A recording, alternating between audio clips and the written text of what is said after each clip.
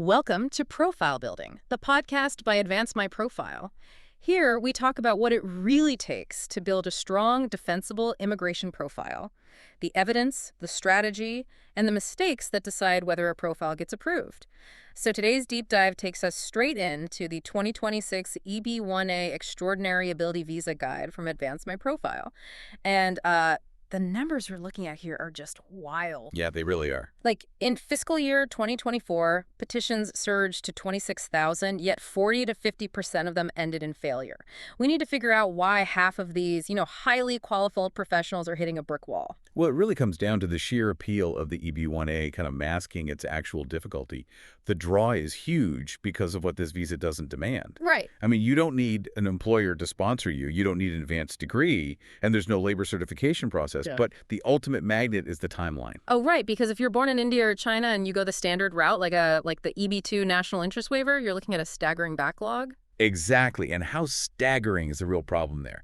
The national interest waiver is incredibly popular, but those per-country caps create massive bottlenecks. Right. So an applicant born in India might face a 15 to 20-year wait just for a green card to become available. Wow. Yeah, but with the EB-1A, that same applicant bypasses the queue entirely and can realistically hold a green card in 2 to 3 years. See, that is a life-changing difference. Oh, absolutely. But obviously, a 50% failure rate means there's a massive trapdoor in this shortcut. Like, where are people falling through? They're failing the Kazarian two-step framework. Okay. It's named after a landmark federal court case that completely changed how United States Citizenship and Immigration Services, USCIS, evaluates these petitions. Right. Step 1 is basically a checklist. Like, do you meet at least 3 of the 10 regulatory criteria? Things like having awards or, publishing articles. Which sounds deceptively easy. Yeah. It's kind of like entering a baking competition where step 1 is just proving you brought flour, sugar, and eggs to the kitchen. You technically have the ingredients, so you clear the first hurdle. And that is exactly where applicants get overconfident.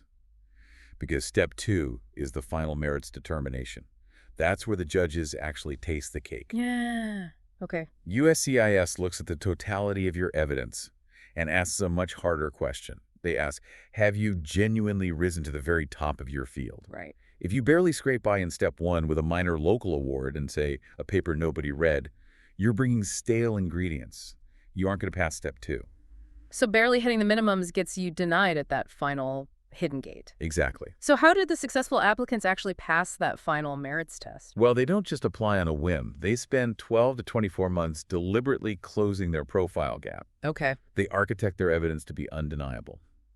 Let's take Criterion 8, which requires playing a critical or leading role in a distinguished organization. People think slapping senior director on their resume is enough. But to an adjudicator, a fancy title is just a label. Because anyone can be a VP of something at a tiny startup. So how do you actually prove your role was critical? You have to show the mechanics of your impact. Instead of just submitting a resume, successful applicants submit internal audit reports. Oh, wow. Yeah, they provide letters from their chief financial officer detailing how their specific supply chain algorithm directly caused, say, a 20% spike in Q3 revenue. Right, so hard numbers. Exactly. They give the adjudicator undeniable, measurable business outcomes. I see. So for Criterion 6, the scholarly articles, I'm guessing it's a similar concept. It's not just about volume. Far from it.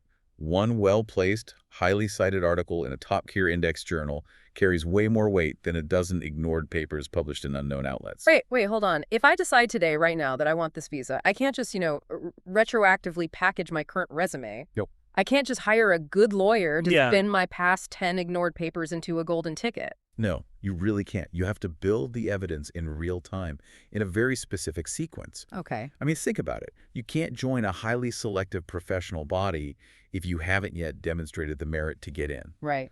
So first, you publish that high-impact paper.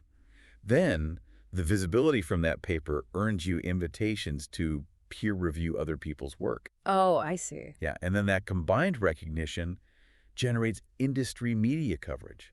It's a domino effect you have to trigger deliberately over a year or 2. So this visa isn't just reserved for Nobel laureates or Olympic gold medalists who are, effortlessly brilliant.